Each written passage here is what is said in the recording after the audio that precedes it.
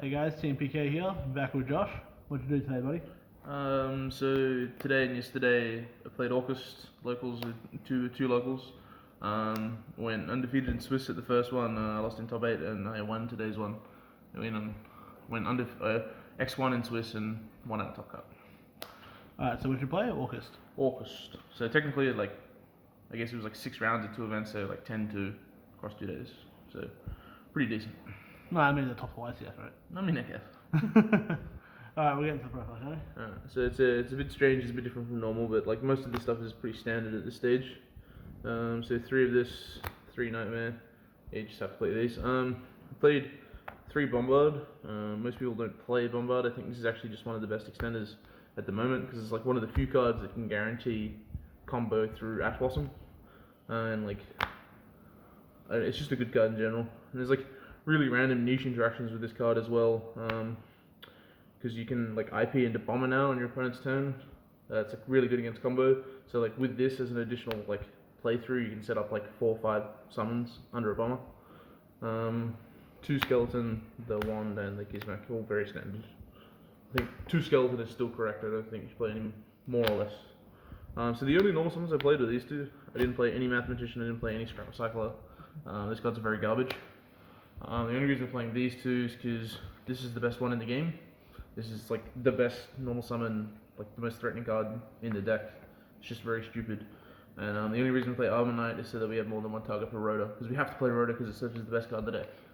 And Armor Knight's fine too. It does what it says. If you open Rhoda but no darks, you can search this and still do it if it doesn't get stopped. So there's that. But I didn't want to play the other ones because they just didn't really do anything, and all they really do is facilitate losing to 1 hand trap, and it's just not very good. So we're trying to mitigate that issue.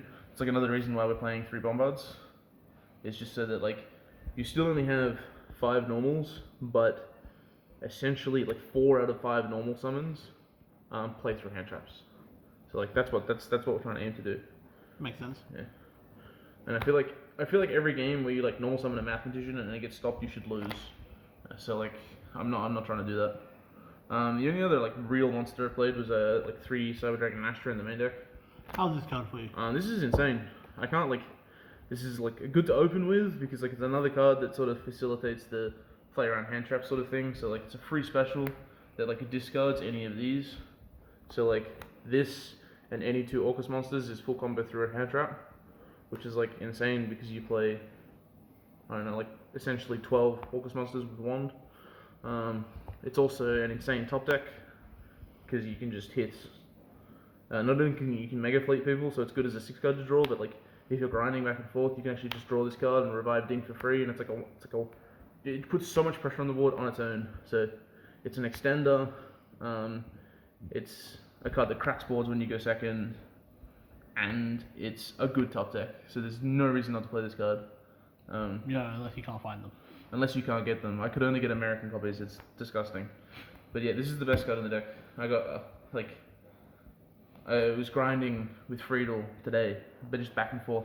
And he had Crescendo Galatea and another back row, and I didn't get on board, and I'm this is looking really rough because I only had 1 symbol loaded and 1 wand into Crescendo, and I drew this for turn. So it's just cool, just set, make it with your Galatea, and then just play through the whole board, Mega Fleet them. And then the other, on Saturday, I just drew it off a turn with no other cards in there, normal summon, revive Ding, attach, make Galatea, just full combo again. Just very silly. Just very, very dumb card. And, I was siding them beforehand, but I think going forward, main decking them would be correct. Because it's just good in every matchup. If you verse a trap deck, it's kind of average, but at the end of the day, you should be beating those matchups anyway, because the Orcust engine is just better against every rogue deck.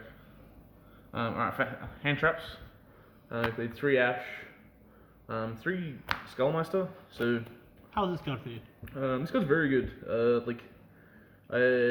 My only loss today was to Guru, and I didn't draw this card at all. But in those sort of matchups, it doesn't really do anything.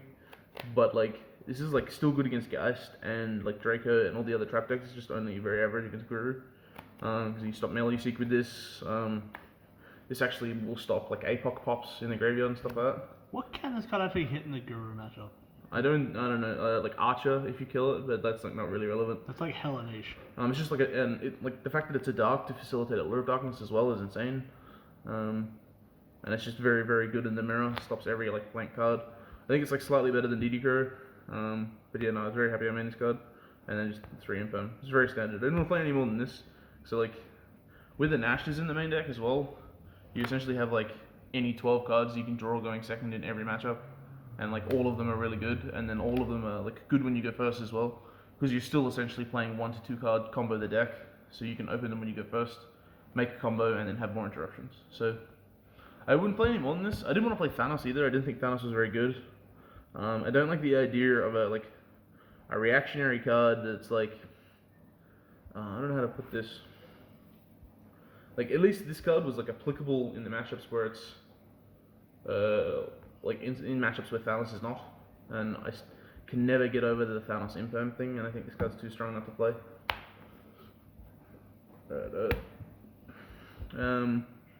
Spells just obviously 3. 3. I was playing 2 before, but we're playing Skullmeister now, so I think 3 is fine. And we're just trying to be consistent as possible. I think this is fairly standard now. We like to draw cards in here. We like to draw cards. I will tend to take out like 1 allure post board or when you go second, just because like drawing multiple allures doesn't really do anything.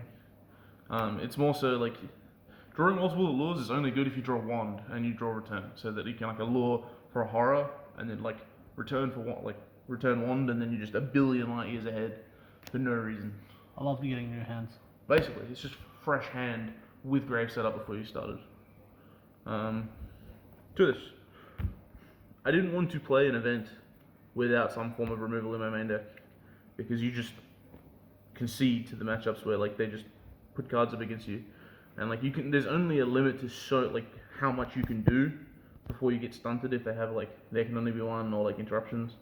But I would definitely play this just because it's good in like every meta matchup as well as all the rogue matchups. I didn't want to play 3 because like realistically the room's just not there.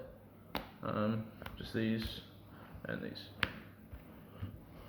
Alright, so 40 card main deck, sorry? 40 card main deck, that's what we're aiming for, to be as consistent as possible. Just trying to get there every game through hand traps. That's the play. Alright, Link Rebo, IP, these 2. Both of these cards are very good.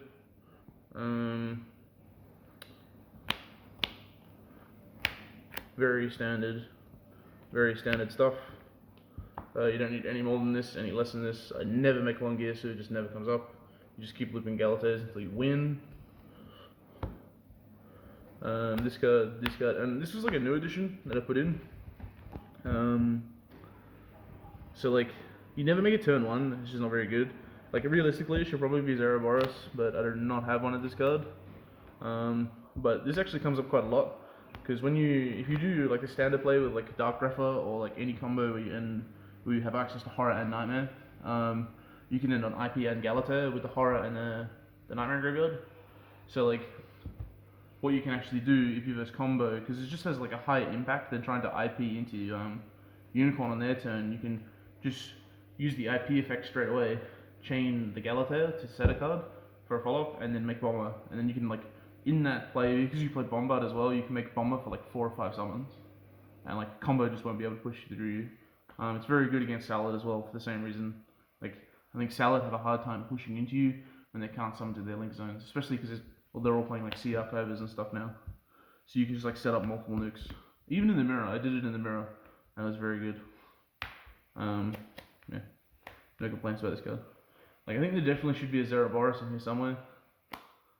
Just have to get one first. Yeah, I gotta get one. That card's just very large for no reason. There's no reason that card should be that huge. Mega Fleet, and I'll hold this one for now. Explained in the side deck. So, side deck's very standard. This, if you're not playing Lancia, you're incorrect. Please, Chen. 3 Nibiru. Like, it's not so much if you go second against combo. I think if you go second against combo, it's very average. You have to have this card for Salad, but if you go first against any combo deck, this card's insane, because they're not going to make... It's very hard for them to push into your cards and make Appaloosa. Basically, it's very hard for them to push into your cards and play around this at the same time. So like if you can open no other hand traps, but you open like a stable combo and like this, then it's fine because like they'll just push into you and try and bait all your cards, and then you hit them with Envir, and then at that point they're too far behind. So like against Salad, and if you go first against combo decks, surprisingly enough, because even if you like don't open strong enough to put on a good board, they'll just try and go for sword and kill you. So you just hit them with this and very far ahead. All these cards, the trap decks. I'm not trying to lose the trap decks. Trap decks suck.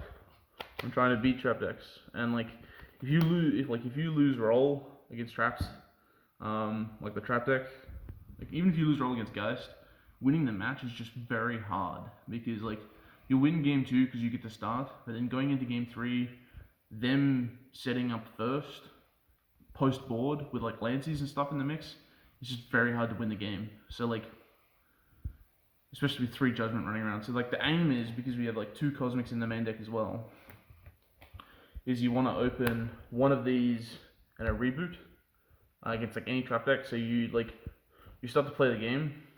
I mean, if you have Twin, you shotgun it because they'll Judgment it every time. But if you only have this, you got to like hold it for a little bit, try and snipe a relevant card, and when they flip the Judgment to stop you, you chain the reboot, and then they're at 4k, and then you can kill them with your standard combo. So like your standard combo when you do like Ding and 1 Res Horror is 43. So like you're trying to, if you do it that way, you can just kill them that turn and end the game right there, rather than trying to like play the game with them, because they're playing traps, they'll beat you every time post board. And like worst case scenario, like if you can't kill them for some strange reason, you probably just Trisbane them out of the game. Yeah, so like even if you can't kill them, Trisbane is still very strong. Like I mean that's another reason why you'll auto win when you go first game 1, is because you make IP board, they set 5, you Trisbane them, they lose. So like if you win roll, you should beat them every time, but like if you lose roll, it's just very hard to win the match. So you got to have like lots and lots of blowout cards to just sort of even the matchup out. And there's like plenty of cards that you can take out in the main deck, like before you even start. So it's like trying to fit this many cards in is not a big deal. But yeah, these are very relevant. Alright, and the best card, like the best cards in the deck that I side decked was this.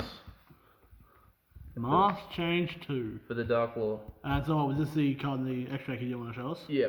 So like, this card's just very good. So like, if you go first, in the Mirror or against Salad or against Strike or against anything, if you go first, you can just side this card in, and when you do the standard combo, you'll get to the stage where you have Galatea and you send Wand off the Nightmare.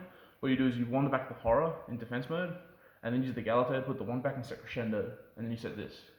So like, and they'll start their turn thinking all they have to do is play around Crescendo. They'll do Engage, Silent Mining, something like that. You flip this, you pitch any Orcust card, doesn't matter. Make the Dark Law under this, and then you have the Crescendo to back the Dark Law up. And it's just, you get there pretty much every time. Like, Dark Law is insane. This card's very dumb. Like, I won a lot of games I shouldn't have against, like, combo and stuff. Against combo, it's insane, like the Safed combo deck, because, like, Safed tributes his cost. So they can't even activate it under this card. Like, I versed Harrison, and he'd already summoned it to the board, and I made this. And he just can't even activate the card, because it tributes his cost. It's just really dumb. So, like, it's just very silly. And then, like, in the Mirror, like, they just can't beat you through this card if they don't have the ounce for it. Because, like, we're not really citing mind controls at the moment. It's like, when you go post board, it's like, it's very different. Like, because Orcust doesn't really care about monsters, like, you can probably choose your way out with this card. Like, when I was Chen, he not just normal summoned Grapha, so I just, like, preemptively flipped this, and he had to pass turn, because he can't, like, he can activate it, but they'll just get removed, so he just can't use anything or do anything, and I sat on this for 5 turns and won the game, because it's just too much pressure on its own. And it's just good against every matchup, like, even against the trap decks. Like, against Draco, it's insane.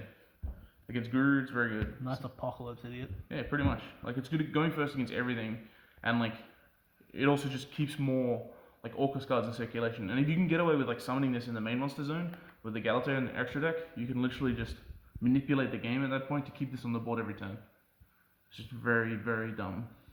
So, yeah. That's that. Alright, so that's it. Any shout outs or anything before we head off? Oh, there's always shout outs. Shout outs to McDonald's, shout out to Carl Hughes, check out his auction page. Shout outs to the team.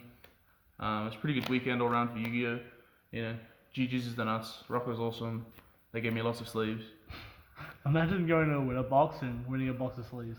Bro, sleeves are the nuts. I don't know what you guys talking about. And shout outs to Dark Law. Wheeze. Wheeze. No, dude. Alrighty then. Thanks, Josh. We'll love to see you again in the future.